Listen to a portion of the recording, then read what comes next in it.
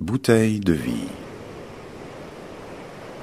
Charles Lambda est coincé dans sa vie, comme dans une bouteille. Il flotte, au gré des courants, du vent. Il ne maîtrise rien. C'est le grand océan du monde qui décide pour lui, et surtout qui l'entraîne là où il ne veut pas forcément être entraîné. Au début, dans sa jeunesse, il n'en faisait pas trop. Il avait ses occupations, ses loisirs dans une vie bien réglée, à l'abri du besoin. Ma foi, la vie est comme ça. Pourquoi chercher midi à 14 heures?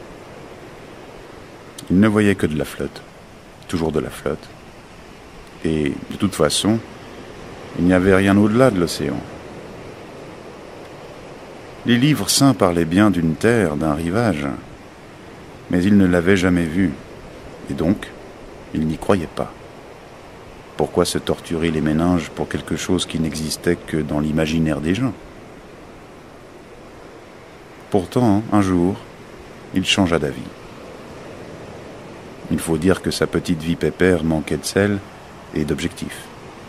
En clair, de sens. Il s'obligea alors à scruter l'océan, plus loin que les parois de sa bouteille. Par un pur hasard, il découvrit que l'océan du vaste monde avait un rivage. Il commença à être inquiet. Ce n'était peut-être qu'une illusion d'optique. Beaucoup de gens parlaient de ce rivage, mais personne n'était revenu de cette terre avec un film et des preuves. Bref, quelques jours passèrent sans nouvel indice. Et par un bel après-midi, tout à coup, lors d'une éclaircie, le fameux rivage sortit des brumes, avec au loin un vrai phare.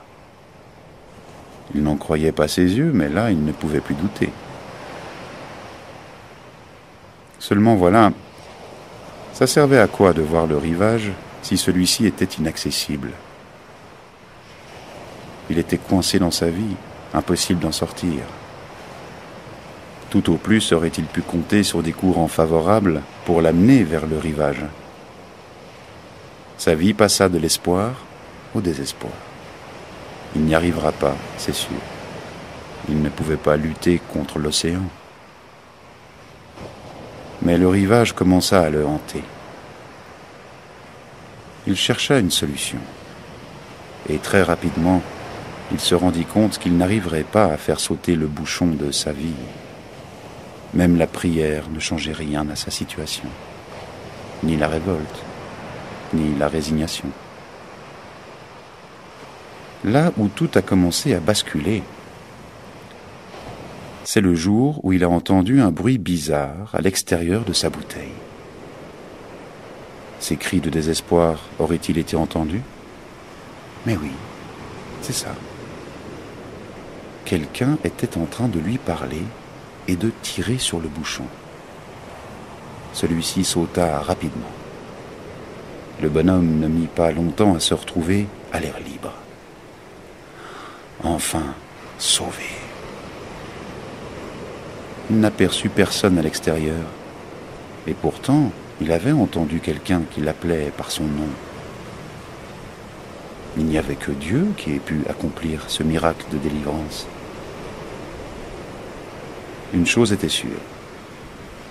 Il n'était pas sorti de la bouteille pour se laisser mener à nouveau par l'océan du monde. Il mit donc le cap sur le rivage. Mais ça ne se passa pas vraiment comme il l'espérait. Les courants du monde étaient forts, et il avait peur de se retrouver dans une vraie galère. Il persévéra. Il pagayait sans relâche. Il avait un objectif, rejoindre la terre ferme. Ce qui arriva un jour, et c'est là qu'il découvrit son sauveur. Celui qui, avec sa main invisible, l'avait libéré de sa carcasse de vie, de son enfermement. Dans un premier temps, il se reposa,